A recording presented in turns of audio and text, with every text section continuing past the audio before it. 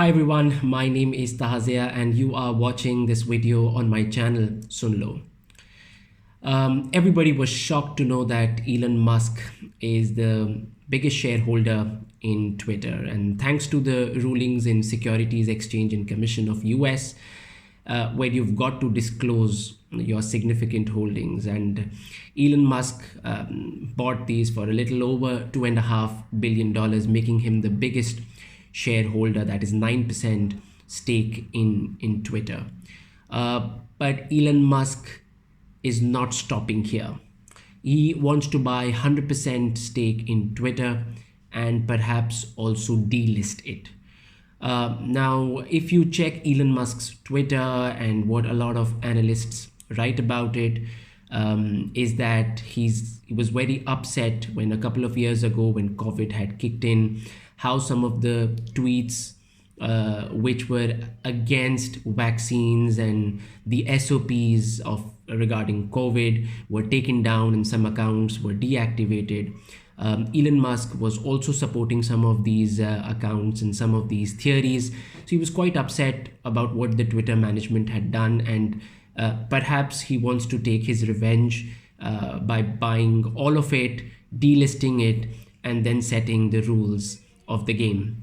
But I have a slightly different opinion here. I don't think it's all about freedom of speech and freedom of expression.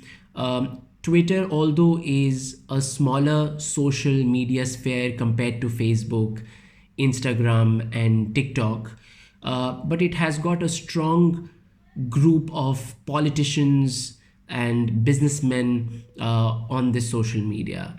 And not only that, I would say it is the only platform which is used for NFT promotions, and we all know Elon Musk takes keen interest in NFTs.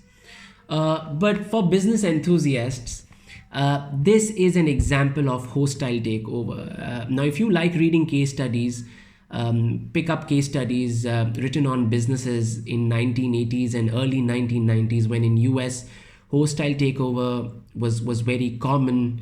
And then in 2009, the Kraft and Cadbury merger, that's another example which you guys can look into for hostile takeover. Well, the latest one is this, because the board at Twitter is not interested, or the shareholders like Prince Walid bin Talal, they're not keen in selling their stake to Elon Musk and allowing him to be the sole owner of Twitter. And one hint of this is when the board and the CEO at Twitter invited Elon Musk to become the member of the board. Because as per the board policy, if one becomes the member of a board, you cannot have more than 15% of stake. But Elon Musk is quite smart. He declined the offer, and he's adamant that he wants full control of Twitter, and he's not going to join at any position at the board level. But things are going to get more exciting, because there's something called poison pill strategy, and I would say that's the follow-up to the hostile takeover. So how do you avert a hostile takeover? Is through the poison pill strategy. So what is this poison pill strategy? If I try and explain this to you in simple words, you may have watched movies when a policeman or a soldier gets hold of a terrorist or a militant. The militant swallows the poison pill, ends up dying.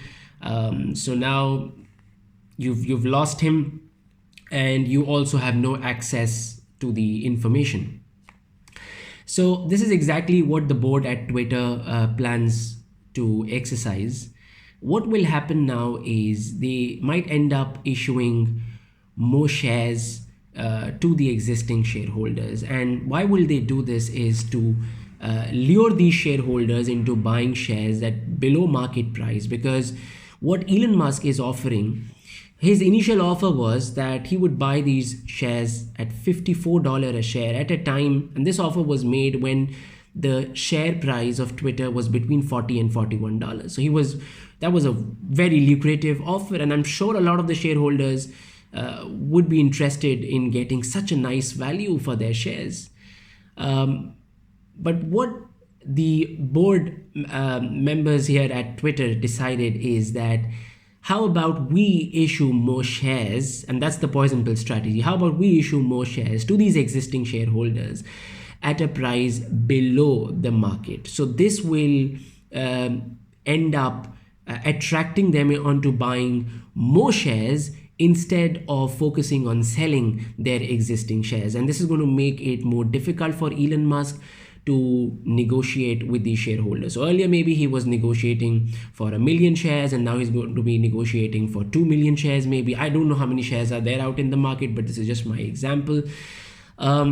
So what this also means is that this could be the policy or a strategy, I would say more of a strategy than policy, of the board at Twitter to further drive up the prices, because today is 22nd of April and the stock price of Twitter is $47. So it's $6 above the price at which Elon Musk made his initial offer, which means the board members might be using the poison pill strategy to further drive up the stock price and the offer from Elon Musk.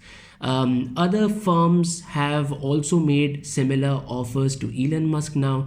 So this is driving up value of Twitter. This is creating some more hype in the market. So it is going to be exciting on how things are going to unfold.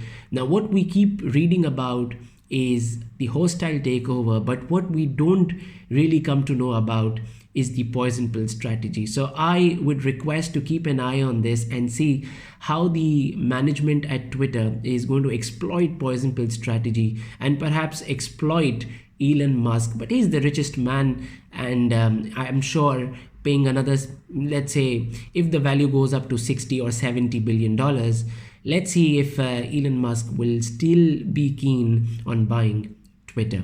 So I hope you've enjoyed this video. Please subscribe my channel to show some support and love. Thank you and take care.